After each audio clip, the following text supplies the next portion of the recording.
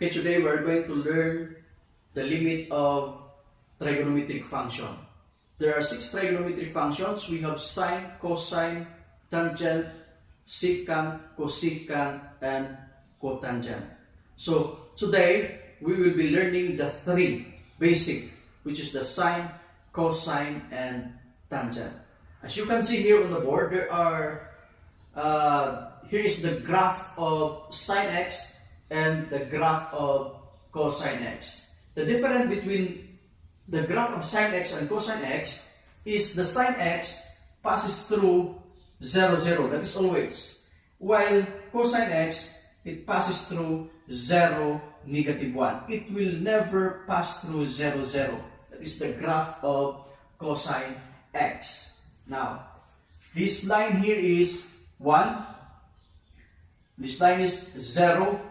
This line is negative 1.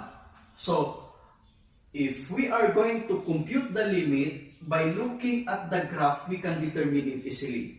Like for this example, the limit of sine x as x approaches 0 is 0. The limit of sine x as x approaches pi over 2 is 1. The limit of sine x as x approaches to pi is 0. This line here is 0. The limit of 3 pi over 2, the limit of sine x as x approaches 3 pi over 2 is negative 1. So, very easy. If we have the graph, then we can determine the limits. The same thing also in cosine. The limit of cosine x as x approaches 0 is 1. As x approaches pi over 2 is 0. As x approaches pi is negative 1. As x approaches 3 pi over 2 is 0. As x approaches 2 pi is 1. Right? Because here in the unit circle itself, we have the 0 here. Then this one is the pi over 2, the pi, 3 pi over 2, and the 2 pi. This is one cycle of a unit circle. And this point here is an ordered pair 1, 0. This point here is 0, negative 1. This point here is negative 1, 0. And here is 0, negative 1. If you can recall, each point on a circle is an ordered pair cosine, comma, sine. Now, let us see. The limit of cosine as cosine approaches 0 is 1. Okay. The limit of cosine x as x approaches pi over 2 is 0. The limit of cosine x as x approaches pi is negative 1. The same thing here. As x approaches pi for cosine, the limit is negative 1. Okay? As the limit of cosine as x approaches 3 pi over 2 is 0. The limit of cosine x as x approaches 3 pi over 2 is 0. Okay? Now, for sine, the limit of sine as sine approaches 0 is 0. Okay? The limit of sine x as x approaches pi over 2 is negative 1. The limit of sine x as x approaches pi is 0. The limit of sine x as x approaches 3 pi over 2 is negative 1. The limit of sine x as x approaches 3 pi over 2, that is negative 1. Therefore, in general, we can say that the limit of cosine x as x approaches a is cosine a. For example, the limit of cosine x as x approaches pi over 2 is simply cosine of pi over 2. If you try to compute cosine of pi over 2, that is 0.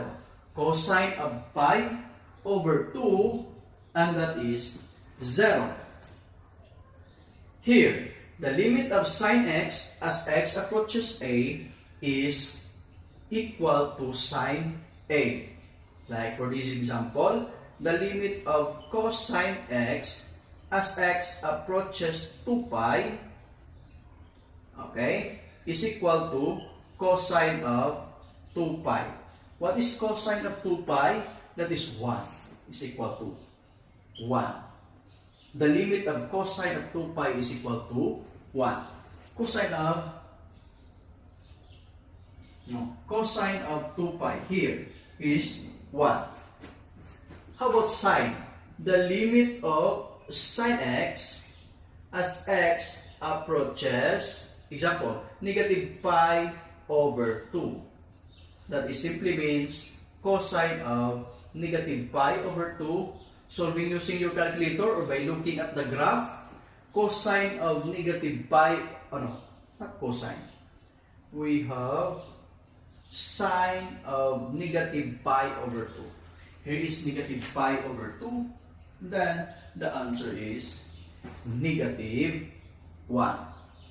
Okay, how about if the limit of tangent x as x approaches a?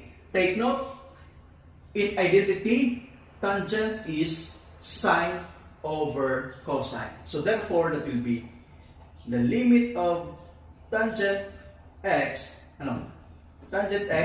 as x approaches a can be the limit of sine x as x approaches a over the limit of cosine x as x approaches a.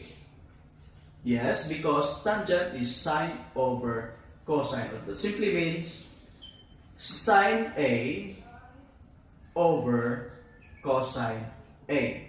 But take note, cosine a must not be equal to 0. Why? Because if the denominator will be 0, then the function will be undefined.